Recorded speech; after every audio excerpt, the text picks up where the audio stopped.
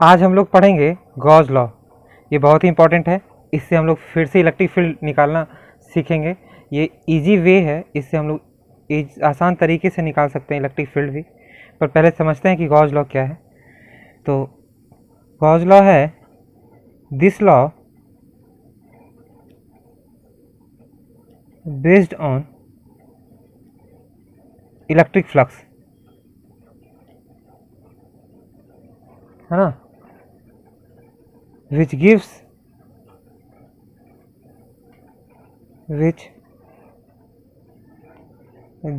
the analysis of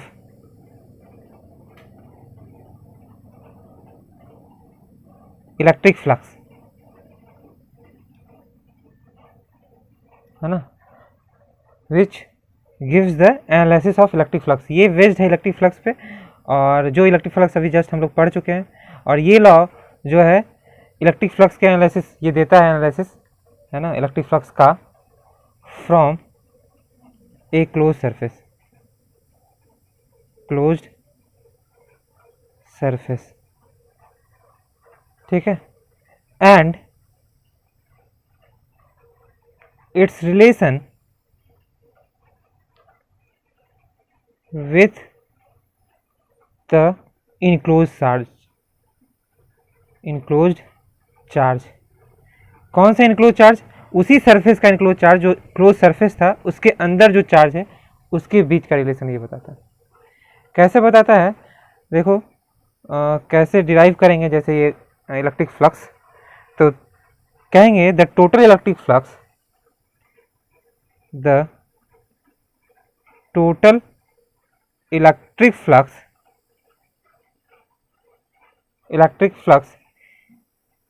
emerging out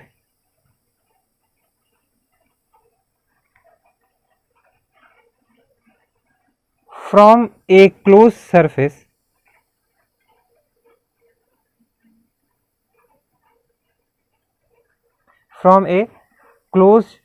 surface is equal to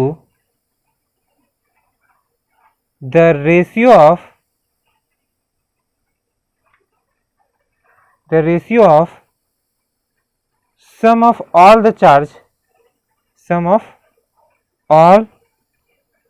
enclosed charges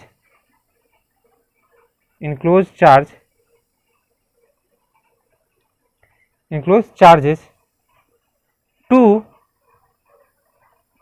enclosed charge by the surface।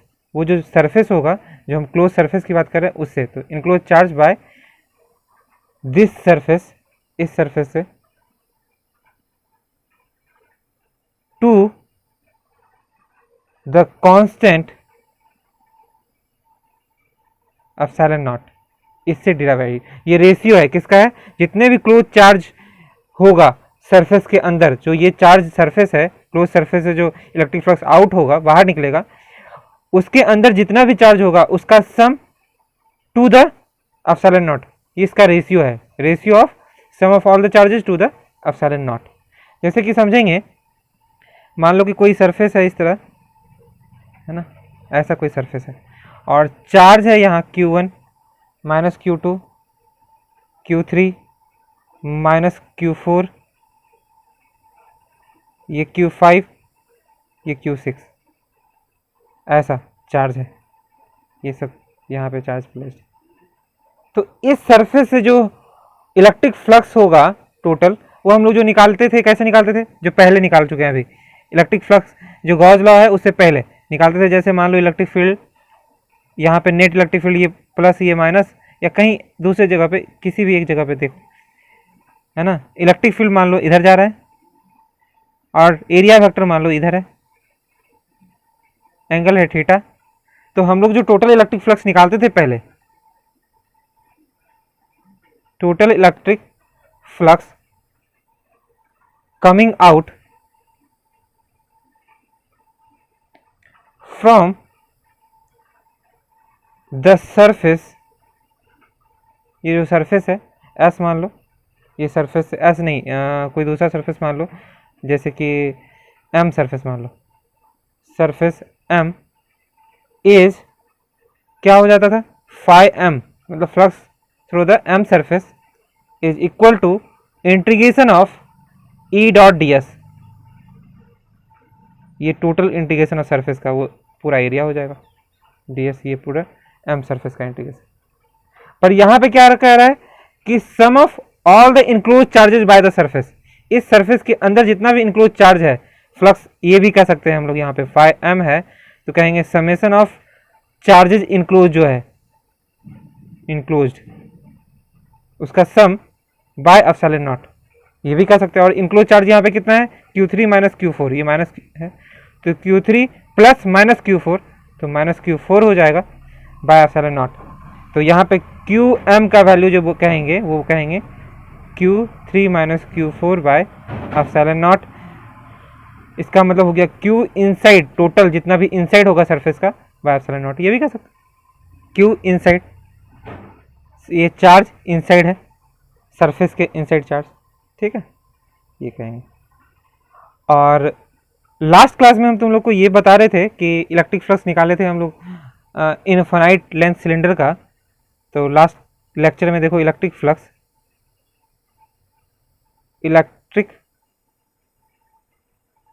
Flux due to infinite length of cylinder,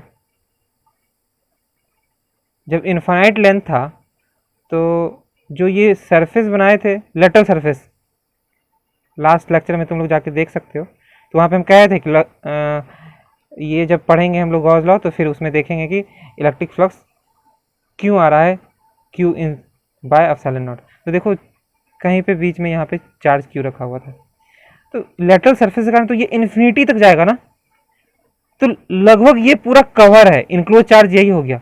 अब infinity तक बहुत दूर जाएगा तो ये जो रेडियस है यहाँ पे इतना छोटा, ये बहुत ही नेग्लिजिबल हो जाएगा दोनों साइड में। तो इसको कह सकते हैं इनक्लोज सरफेस, यही हो गया तुम्हारा इनक्लोज सरफेस, है ना, लेटरल सरफेस से निकाले थे हम लोग, तो इनक्लोज सरफेस हो गया। वो इनक्लोज सरफेस के अंदर में Q नॉट चार्ज है, यहाँ पे ये कह सकते हैं Q नॉट चार्ज है तुम्हारा, ये लेटरल पूरे सरफेस के अंदर में इनफाइनाइट लेंथ का है। तो यहाँ पे भी फ्लक्स जो निकालेंगे डायरेक्ट ये कह सकते हैं phi is equal to Q inside by epsilon not और phi equal to Q by epsilon not, यही आया था वैल्यू। लास्ट लेक्चर में जाके तुम लोग चेक कर सकते हो, हम लोग फॉर्मूला से बनाए भी थे, है ना, डिराइव किए थे। और ठीक ये तुम्हारा एक और था कि इलेक्ट्रिक फ्लक्स कितना प्रोड्यूस करता है point charge. Electric flux produced by point charge, तो देखो पॉइंट चार्ज कितना प्रोड्यूस करता है। तो जैसे कोई पॉइंट चार्ज है Q, तो यहाँ पे हम लोग एक सरफेस ले लिए और इस सरफेस से कह रहे थे रेडियस R है, तो लास्ट क्लास में जो निकाले थे वो भी वैल्यू आया था phi equal to Q by epsilon naught, आया था ना, लास्ट लेक्चर में तुम जाके चेक कर सकते हो, यही आया था। तो अगर इतना ही आया तो अब तुम्हारा फॉर्मूला में भी यही है कि जो सरफेस है, किसी सरफेस में हम लोग को निकालना है तो फ्लक्स निकालना है, तो फ्लक्स क्या हो जाता है Q inside by phi equal to Q inside by epsilon naught, ये फॉर्मूला है तुम्हारा। तो इस सरफेस के अंदर कितना चार्ज है Q, तो फ्लक्स हो गया Q बाय एप्सिलॉन नॉट, यही आया था लास्ट क्लास में भी, यहाँ पे भी सेम ही आया। ये सरफेस है लेटरल सरफेस, तो इसके अंदर पूरे ये कवर है, लेटरल सरफेस बहुत इन्फिनिटी लेंथ तक का है, इसलिए कह सकते हैं कि यही हो गया तुम्हारा पूरा कवर है चार्ज, इनसाइड चार्ज ये हो गया, है ना, उसका वैल्यू ये हो गया। अगर इनफाइनाइट लेंथ का नहीं होता, लेंथ गिवन होता, तो यहाँ पे ये सरफेस नहीं दिया हुआ है तुम्हारा, सिर्फ कह रहा है लेटरल सरफेस से, तो लेटरल सरफेस जो ये चारों तरफ है उससे सिर्फ, तो ये खाली हो जाता ना, तो उतना वैल्यू नहीं आता, इसके कारण नहीं होगा। अगर ये भी इंक्लूड रहता कि नहीं, इस सरफेस के कारण भी कहेंगे कि पूरे सरफेस से कितना फ्लक्स जनरेट हो रहा है पूरे सरफेस से, तो कहेंगे Q inside by epsilon not. अगर लेंथ इन्फिनिटी नहीं है तो कुछ लेंथ है गिवन, तो कहेंगे कि टोटल सरफेस से कितना फ्लक्स पास हो रहा है नेट इलेक्ट्रिक फ्लक्स, तो Q inside by epsilon not. लेकिन इनफाइनाइट लेंथ जब आ जाता है तो ये नेग्लिजिबल हो जाता है ये सरफेस, इन्फिनाइट लेंथ, सिर्फ लेटरल सरफेस की बात करेंगे इन्फिनाइट में, तो ये हो गया तुम्हारा नेग्लिजिबल, तो वहां पे भी तुम्हारा वैल्यू हो जाएगा Q inside by epsilon not. और जब लेंथ एल रहेगा तो वहां पे सिर्फ लेटरल की वजह से कहेगा, तो इसको हम लोग नेग्लेक्ट नहीं कर सकते, सिर्फ इन्फिनाइट लेंथ में नेग्लेक्ट कर सकते हैं, क्योंकि इन्फिनाइट लेंथ में बहुत लंबा हुआ होता है, उसके कंपेयर में ये बहुत छोटा होगा, तो Q inside by epsilon not. Infinite length नहीं रहेगा तो इसको नेग्लेक्ट नहीं करेंगे तो इतना वैल्यू नहीं होगा, ठीक है। और इन्फिनाइट लेंथ नहीं रहेगा और ये सरफेस इंक्लूड करा हुआ रहेगा कि total electric flux through the surface, तो ये हो जाएगा फिर। वैसे ही यहां पे भी अब कोई भी किसी भी तरह का सरफेस लो, ऐसा भी सरफेस है और क्यू वही चार्ज क्यू रखा हुआ है यहाँ पे, तो यहाँ पे भी इलेक्ट्रिक फ्लक्स हो जाएगा Q by epsilon naught, no change, ठीक है। तो अब इलेक्ट्रिक फील्ड कैसे निकालेंगे, इससे ये देखते हैं इलेक्ट्रिक फील्ड कैसे निकालेंगे, और इलेक्ट्रिक फ्लक्स जैसे लास्ट क्लास में हम लोग निकाले थे वैसे ही। देखो सम इम्पॉर्टेंट पॉइंट है इलेक्ट्रिक फ्लक्स का, है ना, इस एप्लीकेशन का, गॉस लॉ का। तो देखो इम्पॉर्टेंट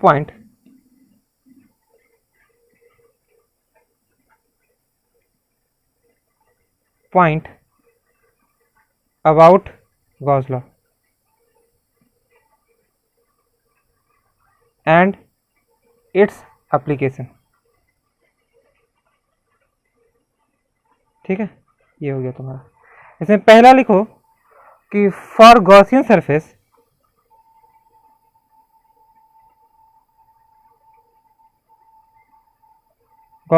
मतलब जो क्लोज सरफेस लिए हम लोग, है ना, ये क्लोज सरफेस लिए हैं, तो वो हो गया Gaussian surface. For Gaussian surface if Gauss law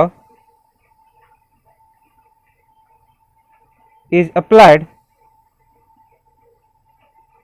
अगर गॉस लॉ अप्लाइड होता है तो क्या हो जाएगा, देखो फाई इक्वल टू जो लास्ट लेक्चर में हम लोग पढ़े हैं integration of E dot D S, और वही किसके बराबर हो जाएगा गॉस लॉ से, summation of Q enclose surface, तो enclose surface enclosed by epsilon not. तो ये जो यहां पे लेंगे क्यू इनक्लोज्ड, तो ये हो जाएगा तुम्हारा जो सरफेस के अंदर चार्ज होगा वही लेंगे, ओनली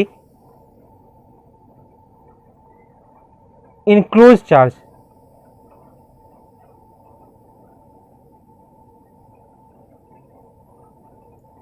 इनक्लोज चार्जेस जो सरफेस के अंदर रहेगा, जो हम लोग सरफेस ले रहे हैं इनसाइड, या इससे पहले जो अभी जस्ट पढ़े इनसाइड सरफेस वाला ही लेंगे sir.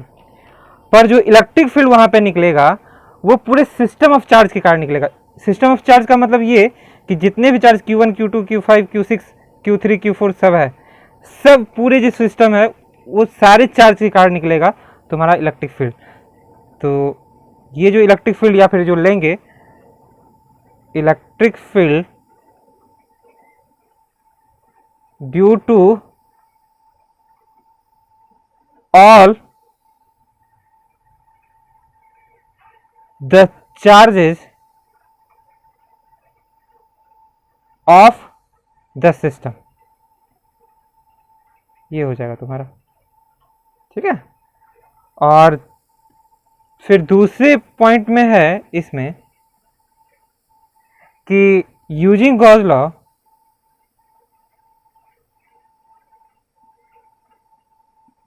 using Gauss law we can find the electric field